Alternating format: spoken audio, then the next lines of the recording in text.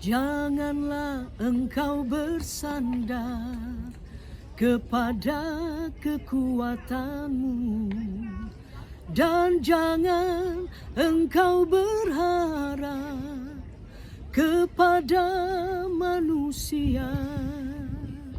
Manusia bagaikan rumput, sekarang ada, esok lenyap.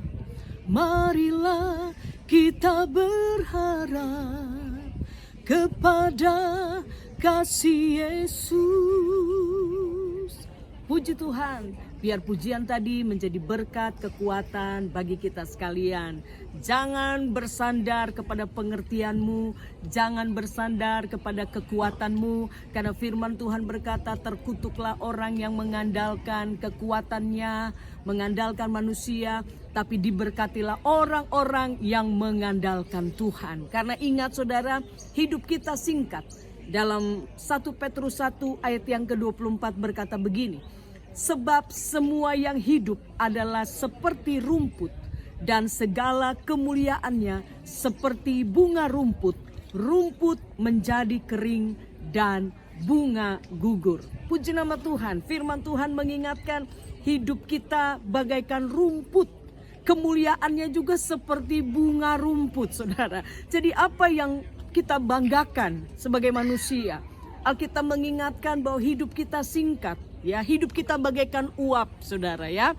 Tapi kita mengucap syukur, ya, di dalam Tuhan ada pengharapan.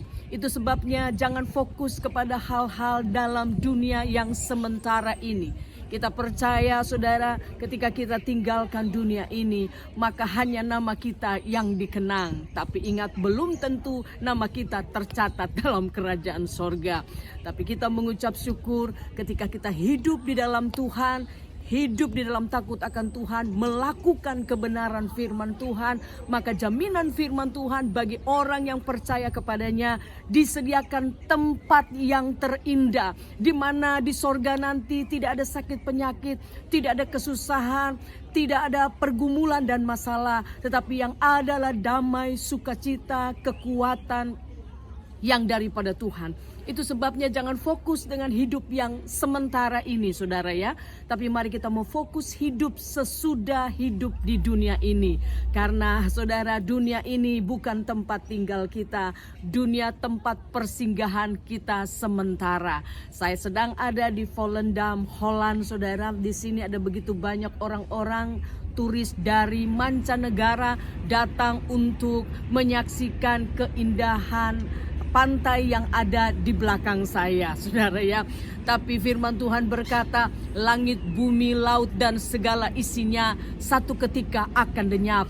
Tapi firman Tuhan akan tinggal tetap bagi orang-orang yang percaya kepada Tuhan. Mari milikilah firman Tuhan itu yang menjadi kekuatan dalam hidup kita. Ingat, saudara, Yesus berkata kepada iblis ketika dia digoda oleh iblis, manusia hidup bukan dari roti saja, tapi manusia hidup dari suara firman atau kebenaran firman Tuhan itu sendiri.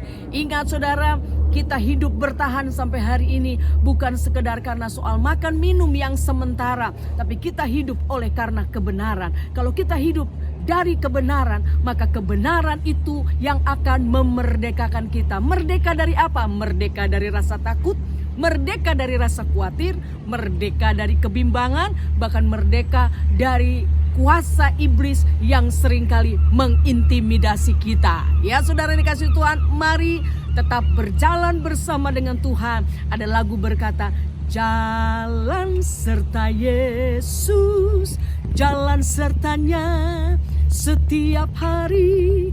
Jalan serta Yesus, jalan sertanya selamanya. Amin.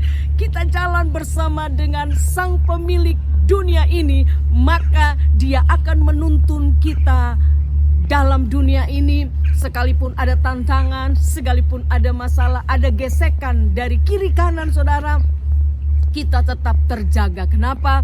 Karena Tuhan beserta dengan kita. Amin. Suami, istri, anak-anak kita bisa meninggalkan kita, bisa mengecewakan kita.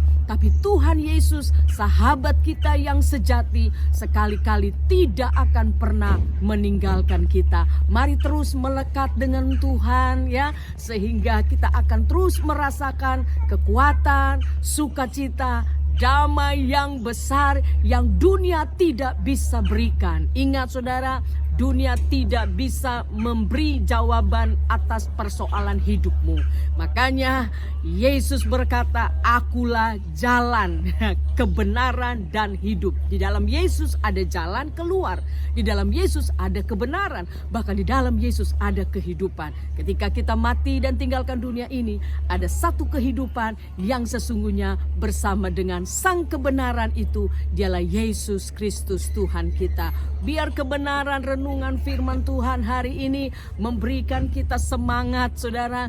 Jangan lemah ya, ketika ada gesekan, ada proses yang Tuhan izinkan terjadi, tapi berkata kepada Tuhan bahwa kalau Tuhan ada di pihakku, aku lebih dari pemenang. Jadilah pemenang-pemenang di dalam kasih dan kebaikan Tuhan. Kiranya renungan firman Tuhan hari ini menjadi berkat, sukacita, kekuatan bagi kita sekalian. Shalom, Tuhan Yesus memberkati kita.